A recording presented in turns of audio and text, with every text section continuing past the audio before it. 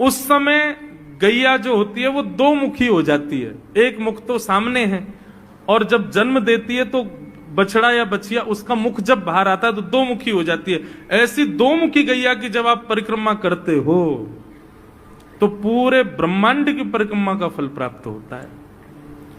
तो ठाकुर जी का नियम है, नंद बाबा की उंगली पकड़ के खड़े रहे, जैसे ही गैया ब्यावे वारी हो तो वाकू सहलाते रहे, जैसे ही गैया ब्यावे वारी हो, जैसे ही बछड़ा बाहर आवे सोई ठाकुर जी वाकी परिक्रमा कर ले, परिक्रमा करके दंडवत प्रणाम करें, वाकी चरण रज को माथे से लगा में, और बछड़ा जन्म ले सो वाकू नवा में दुआ में, वाकू अपने गरे से लगा में।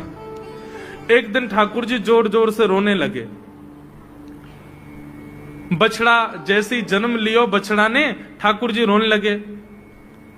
नंद बाबा शांत करा में नहीं माने, बलराम जी ने शांत करायो नहीं माने। यशोदा मैया बोले लाला का भयो, तू रो क्यों रोए? बोले मैया मेरे संग बहुत बुरा भयो। यशोदा मैया बोली कहा भयो? बोले गैया के बछड़ा ने जन्म लियो। मैया बोली तो वाह बछड़ा को मैंने मुंह खोल कर देखो, वाह के सबरे दांत ने करे आए। मेरे जन्म को 3 साल है गए, अभी तक 4 ही दांत निकरे मैया, वो टूट जाए, रो रहे हैं अपने दांतन को, मेरे दांत चौना निकल रहे सबरे। बाप बछड़ा के जन्म लेती सबरे दांत आ गए, मेरे दांत चौने ही आ रहे हैं। यशोदा मैया ऐसी मधुर बात सुनकर के झूठी झूठी कहती, मैया कहती लाला तू दूध ना पीवे ना, पूरे दिन मक्खन खावे, मक्खन चीकनो होवे, दांत निकरे चिकनो है कि सुई पेट में चलो जाए, तो दूध पिए कर।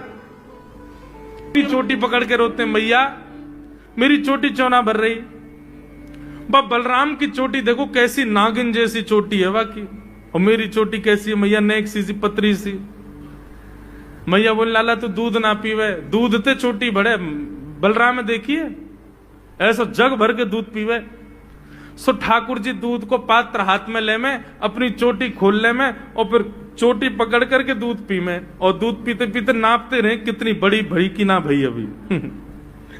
ऐसी मधुर लीला ठाकुर जी करते हैं। ऐसी लीलाएं हैं ठाकुर जी की कि उन लीलाओं को सुनकर के जो ज्ञान के मार्ग को नहीं समझ पाते, जो वैराग्य के मार्ग को नहीं समझ पाते, जो ज्ञान और वैराग्य से ठाकुर जी को प्राप्त नहीं कर पाते, वो इन लीलाओं से ठाकुर जी के हो ही जाएंगे। ऐसी लीला है।